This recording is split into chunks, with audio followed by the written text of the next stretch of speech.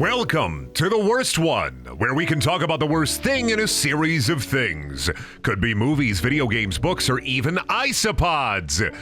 Is there even a worst isopod? Can an isopod be bad? Today we're taking a look at Bob's Burgers, a show that has run for 12 seasons with a 13th on the way and a movie out right now on your favorite or least favorite streaming service. Created by Lauren Bouchard, who has also worked on home movies and Lucy, Daughter of the Devil, Bob's Burgers really is a show you love or hate. It's kind of like two sides of the same Batman the Animated Series big coin. I mean, I'm sure there are some folks that drift in the Bob's Burgers neutral zone, but in my experience, bringing up this show can either be a conversation starter or a friendship pipe bomb. Bob's Burgers is a cartoon about a family who runs a hamburger restaurant. Duh. And for the most part, compared to the other two family cartoon sitcoms it shares the airwaves with, it's certainly more grounded. Beefed. Bob's Burgers is more small scale, and that's something I appreciate about it. It's not stuffed full of celebrity guests or hyper-violent, bloody fight scenes. They have trouble making rent. The restaurant is always one bad day away from failing. It's more relatable. That's not to say that the Belchers don't have to deal with crazy and wacky hijinks, but the big difference between Bob Burger and Simple Son or Family's Guy is that even the crazy, wacky hijinks amounts to, at most, Bob seeing an actual wolf while high on pain meds or Tina using a robot to still participate in school. Things that would escalate beyond the confines of their reality that you would easily see on another show still happen. But it's dreams or storytelling segments.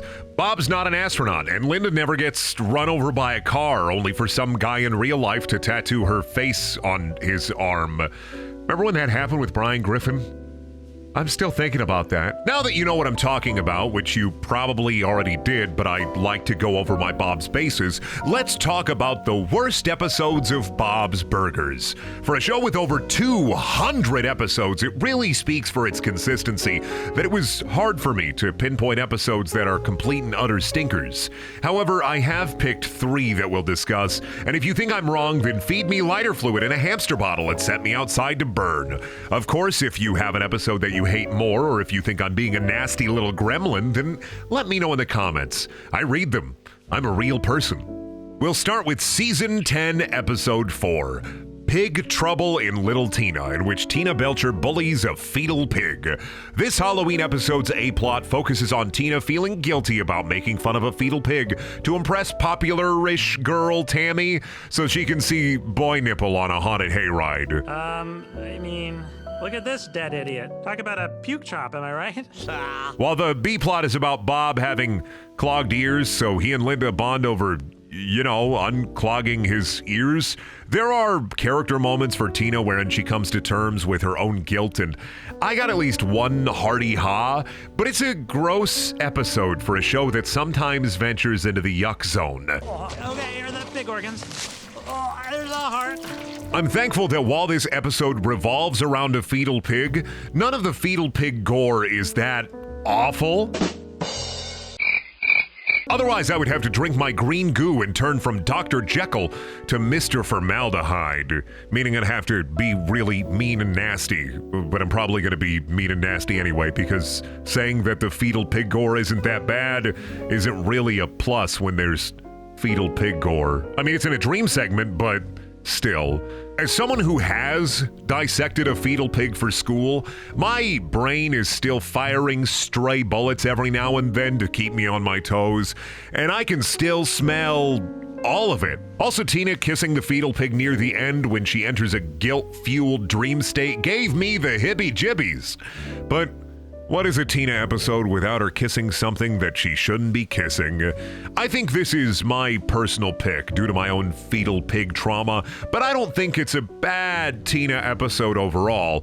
I just wouldn't recommend this to anyone else that got a C in biology too because their lab partner kept ripping and tearing the pig's huge guts and throwing hog pieces at them. This episode, of course, still has good moments, like Jean's costume being Fiona Applesauce while the credits song is sung by Fiona Apple, but I never want to think about 3 kids getting into the fetal pig dumpster ever again, and I think I'll be better off for it.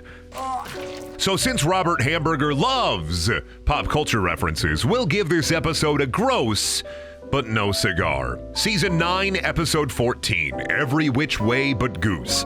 The episode in which Tina dates a goose. Another Tina episode. Another episode about kissing something that Tina shouldn't kiss. One thing about Tina episodes is they're often either about hormones or guilt or both. This episode is about Tina getting her zombie theme for the big dance chosen, and she keeps waiting for Jimmy Jr., her beau, to ask her to the dance, especially since her zombie theme got chosen, and she has a big thing about zombies. She writes erotic zombie fiction. That's a whole thing. Jimmy, of course, tells Tina that he doesn't want to go to the dance. What he doesn't tell her is the why, which we find out later. He hurt, he butt. He sprained his butt, so he can't do any Oppan Gangnam Styles or whips or nanas at the dance. Things start to spiral on Blu-ray and DVD from here. Since Tina does not get chosen to go to her zombie dance by her favorite boy, she goes to the park and vents to a goose. Bruce the goose. Bruce is a goose. I don't really have anything else to say about Bruce. He doesn't have strict characterization. He just follows Tina around and honks. This obsession with this goose peaks when the family finds her fantasy writing about having human hybrid babies with Bruce the goose. Tina has shut herself away from her family, her friends, and her kind of boyfriend, all because a goose honks at her when she talks to it. Jean and Louise eventually get Tina to the dance by trapping the goose under a box, and he gets free and follows them to the dance, only for him to get stuck in the bleachers, wherein Jimmy Jr. rescues Bruce the goose, and Tina's right back to Jimmy, while Bruce the goose returns to the park and finds love. There's a lot of butt talk in this episode, a lot of uncomfortable goose moments, and tons of angst. The elephant in the room is the goose. Tina tales often tend to be full of teen fantasy and her erotic friend fiction, but for this episode it felt like they took Tina over the edge. And now that the "will date a goose" shark is loose, then how can we stop it before it eats away at the meat and bones of Tina's character, leaving only the skeleton of parody? I don't want to say don't make Tina's character a weird, awkward bundle of nightmares, just that there are some nightmares I'd rather not have. It brings me back to the Shrek donkey and dragon debate and the horrifying Cronenberg hybrid babies they have. The B-plot involves Linda overstepping personal boundaries to try to help her friend Gretchen find a date to a wedding. Gretchen ends up taking Linda to the wedding because sometimes in Bob's Burgers, if you do bad things, then an apology is all you need to seal up the cracks. Overall, I'd say that this goose is cooked. Wait, no, the goose is loose. Goose riddance. There we go. Untitled Goose Game. More like the title of this episode is Goose Lame. Last but certainly not least, we'll talk about Season 10, Episode 9, All That Gene. This episode is a hammer to my brain. It actually makes me feel the effects of simulated blunt force trauma, because if there's one definitive bad episode, it's an episode in which it's all about Gene. Before I talk about the content of this episode in this content, I would like to say a few things about Gene. Gene is fun. He's a great part of the Hamburger Kids, and most of the time I genuinely enjoy his little zingers and ridiculous moments.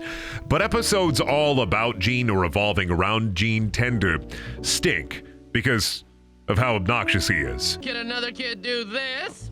Ow, ow, Gene, stop. ow, We have ow, customers. ow. So talented! In small doses, Gene is perfect for the show. His jokes, jests, goofs, and gaffes can help an episode move along in the perfect way. One Gene episode I love is Season 7, Episode 18, The Labyrinth. Because while Gene can be a bit much like me 3 monsters deep in the slop hole, the genuine bond he and Bob share in that episode is good, great even. The bond between Gene and Linda, however, is, let's just say it's a codependent bond rather than an ionic bond. Thanks, science class. All That Gene is an episode in which Gene is rewarded for being obnoxious. Teddy, a side character we have yet to touch on, but who is probably one of the best side characters in the show, has a crush on a lady who works at the local theater, and said local theater is sans a child actor. Here's the thing. Linda thinks that Gene is perfect for the part because Gene is creative and loud. While I will admit that is in fact all you need to be to get into theater when you're younger, Gene of course does not pass the audition to say a line about beans. Damn, girl, that pad thai smells yummy. What? What? Why did you say that? Why did I say what? Why did you say pad thai? I thought I'd switch it up. Gene, of course, can't follow simple direction. He tries over and over again to say the line he needs to say, but the improv bug has hit him hard. So, of course, the director does not go for Gene's one-man show. Along comes Linda. Linda. Gene's mom begs the director to let Gene be the bean child, Quiet Eli, and promises to work as a stagehand on the play and also sell out the theater if the director just gives Gene a chance. Gene persists in being Gene. He takes his shirt off, improvises lines, and acts with general chicanery in mind. I'm exhausted watching this episode. Does that sound right? I wonder if this was what it was like raising me, except I had to deal with the consequences of my actions. Gene finds out that mommy bribed the director and gets huffy and puffy like the big guffy bad uffy wolf uffy, and now he's mad that Linda lied to him about the director actually liking him. Convenience is about to strike. But before that, there is one part of this episode I really liked. There's a great Bob and Linda kitchen sink moment wherein Linda is worried that she sucks as a parent. And Bob says that, yeah, they probably do suck as parents, but they're doing their best. And I appreciated that moment. It's probably the one moment in the episode that I liked enough that I wish it was in a different episode. No one's parents are perfect. Some people are doing the best they can with what they have, and that's kind of Bob's Burgers in a nutshell. People doing their best with what they have. I just think as long as we're trying our best, that's as good as we can do. Then the episode is bad again. Linda calls the director to give him a piece of her mind and to tell him that Gene doesn't want to do the play, but lo bar and behold, the cast is sick and the show is miraculously sold out. Gene comes back into the fray and decides that the director is right. He can rein himself in and play Quiet Eli quietly. Until Linda gives him the "you're cool and epic the way you are" speech. And he goes out there and he does his whole shtick. Which goes to show, if you're worried about being obnoxious, then don't. Be obnoxious and everything will work out because the crowd loves Gene yelling jiggly, jiggly, jiggly, so you should take your shirt off in the Walmart and sing Fred Durst Rollin' at the cash register really loudly. They won't make you leave. It'll be fine. It's Walmart. They'll love it. The B-plot, if you can call it a B-plot, is that Tina and Louise want to pinch Bob's love handles. So they bet Bob if they can sell all of the tickets to the play, they get to pinch his love handles. They sell all the tickets and get to poke their dad's love handles. That's the whole B-plot. This episode overall is unfortunate in that there are no consequences to Gene's actions.